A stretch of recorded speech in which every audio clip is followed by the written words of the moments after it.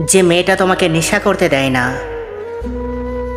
বেশি রাত পর্যন্ত বাইরে থাকতে দেয় না, বেশি রাত জাগলে মায়ের মতো শাসন করে, যে মেয়েটা তোমার কিছু হলে অস্থির হয়ে ওঠে, বারবার কল করে জানতে চায় তুমি কেমন আছো, খাবার খেয়েছো কিনা। আর যাই হোক, সেই মেয়েটা কখনো ঠকাতে জানে না। সেই মেয়েটা তোমাকে নিজের করে আগলে রাখবে বলেই এতটা খেয়াল রাখে। চিতির থেকে ভয়ঙ্কর সত্যি হয়তো আর কিছুই হয় না।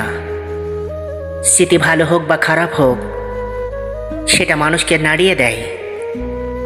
প্রত্যেকটা সম্পর্কের ইমোশনালভাবে জড়িয়ে পড়া মানুষগুলো বড্ড অসহায় হয়। অনেক কিছু বলার থাকলেও বলতে পারে না, থাকার ইচ্ছে থাকলেও থাকতে পারে না। মানুষ তাদেরকে ছেড়ে যায় না তো, বাধ্য হয়ে তাদেরকে ছেড়ে আসতে হয়।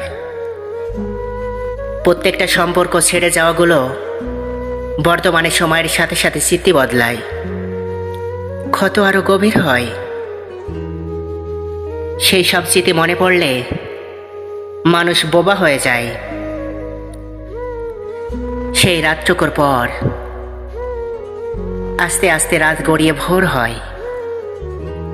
যেভাবে একদিন অপ্রিয় সত্যিগুলো, কঠিন স্মৃতিগুলো বর্তমান থেকে অতীত হয়ে যায়, আর এভাবে একটা করে রাত ভোর হয়ে যায়, নতুন করে সকাল আসে। স্মৃতি এড়িয়ে বাস্তবের দিকে ফিরে যায় মানুষ। প্রথম প্রথম আপনি যখন কাউকে ভালোবাসতে শুরু করবেন, তখন নিজেকে খুব লাকি মনে হবে। দিনে 50খানা মেসেজ, 10 বার ফোন, কবে দেখা করবে, কত সব আবদার। কি করছো? মেসেজের উত্তর দিচ্ছ না কেন? ফোন করোনি কেন? আমায় কি মনে পড়ে না বুঝি? চান করেছো? খেয়েছো? ঘুমিয়ে পড়ো কিন্তু। নিজের যত্ন নিও ঠিক করে। কতই না কেরিয়ার, কতই না ভালোবাসা। নিজেকে খুব মূল্যবান মনে হবে। মনে হবে এই তো সেই মানুষটি যাকে আমি এতদিন খুঁজেছিলাম।